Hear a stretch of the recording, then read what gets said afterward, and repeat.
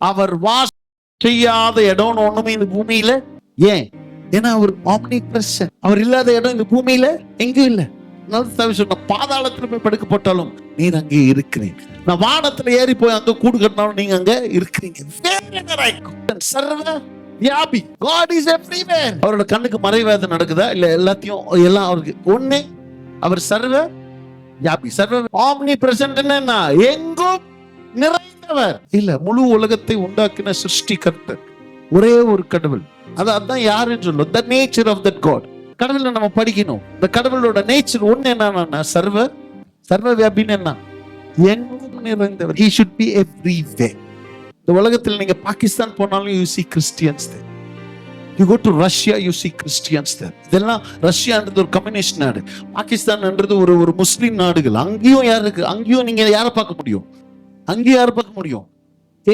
ரட்சிக்கப்பட்டவங்களை பார்க்கலாம். சொல்றது புரியுதுங்களா? எத்தனை நாடுகள் இருக்கு. You can go to any country. அங்க நீங்க யாரை பார்க்கலாம்? ஒரு பிலீவரை நிச்சயமா பார்க்க முடியும். சொல்றது புரிஞ்சா? ஏன்? He is omnipresent. He is present everywhere.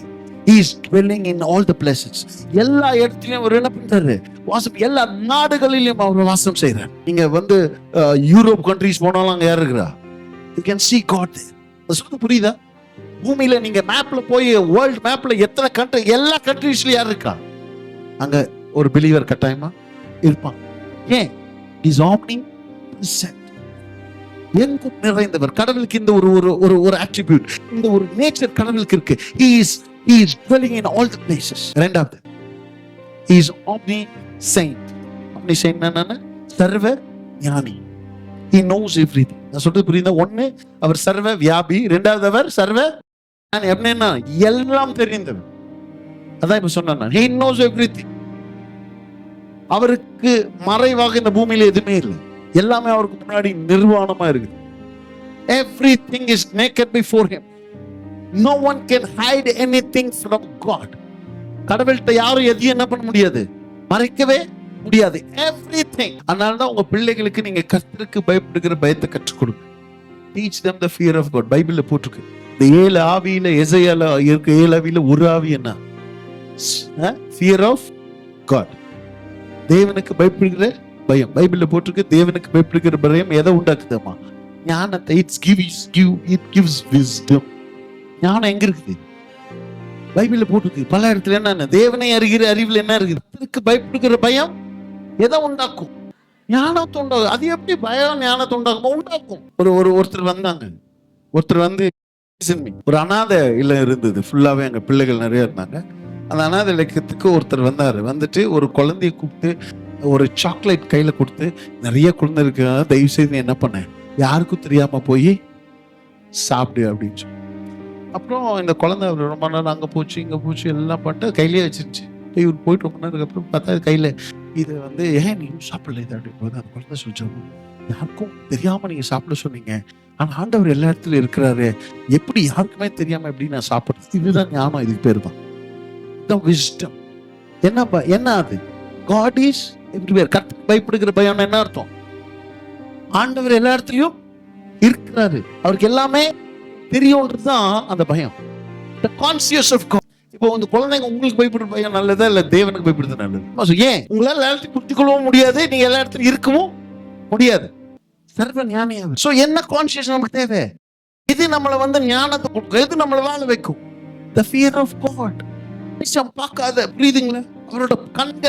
அவரோட கண்களுக்கு நம்ம தப்பி எங்கேயும் போக முடியாது. அவரோட கண்ணுக்கு தப்பி எதுவுமே செய்ய முடியாது. யோசேப்பு மேல அபாண்டமான ஒரு குற்றச்சாட்டு என்ன பண்ணாங்க? அது எங்க நடந்தது? ஒரு 4 செவத்துக்குள்ள நடந்தது, யாருக்கும் தெரியல. பட் அவன் அதுக்காக என்ன பண்ணான்? தண்டனையும் அனுபவிச்சான். வெளியே வந்தது குற்றம். இவன் தப்பு பண்ணல, இவங்கிட்ட எந்த தப்பும் இல்லைன்னு சொல்லி அவனை வெளியே விட்டாங்களா? அவன் கிஃப்ட் வச்சு வெளியே வந்துட்டானா? அந்த குற்றம் என்ன ஆயிடுச்சு? அந்த அபாண்டமான ஒரு குற்றச்சாட்டு அவன் மேல அப்படியே தான் இருந்துச்சு. தேவன் அழைத்த ஒரு மனுஷன். He was called by God. அங்க என்ன நடந்தது யாருக்குமே தெரியல. ஆனா இவன் யாருதான்? யாரு? யோசேப்பு. எப்போ வரைக்கும் தெரியுமா?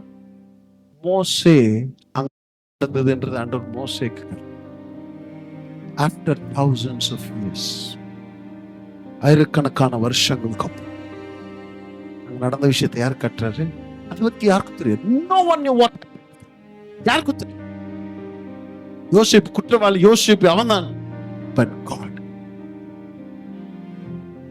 நாம் அழைத்த ஒருவனை பல ஆண்டுகளுக்கு அப்புறம் இந்த 4 சவுத்துக்குள்ள என்ன நடக்குதுன்றத மோசேக்கு காட்டி, இந்த வேதத்துல நீ அவனை பத்தி எழுதணும்னு எழுதுறார், பரிசுத்தவான்னு எழுதுறார்.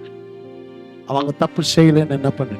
Write it. Don't worry about the சட்டம், லா பத்தி கவலைப்படாத. ஏன் என்ன பேச? Write that he is a righteous one. பிறந்தனான சர்வ ஞானி, எந்த மனுஷனும் பார்க்காத இடத்தை ஆமென் ஸ்கேன் பண்ணாத கண்கள் அவர்களுக்கு. எக்ஸ்ரே விட அவரோட கண்கள் பெருசு, எம்ஆர்ஐ ஸ்கேனை விட அவரோட பார்வை பெருசு. நீ பண்ற எல்லா ஸ்கேன் அதெல்லாம் நீ யூஸ் பண்ற எல்லா டெக்னாலஜியை விட his eyes up, கண்கள் வலிமை வாய்ந்தது. அவரோட கண்கள் ரொம்ப பவர்ஃபுல்லான ஒரு விஷயம். It knows everything. தேவ பிள்ளையா மெச்சூர்டா நம்ம இருக்கிறோம்னா, நம்ம தப்பு செய்யாம இருந்தா எதுக்காக தெரியுமா? For God, not for anyone.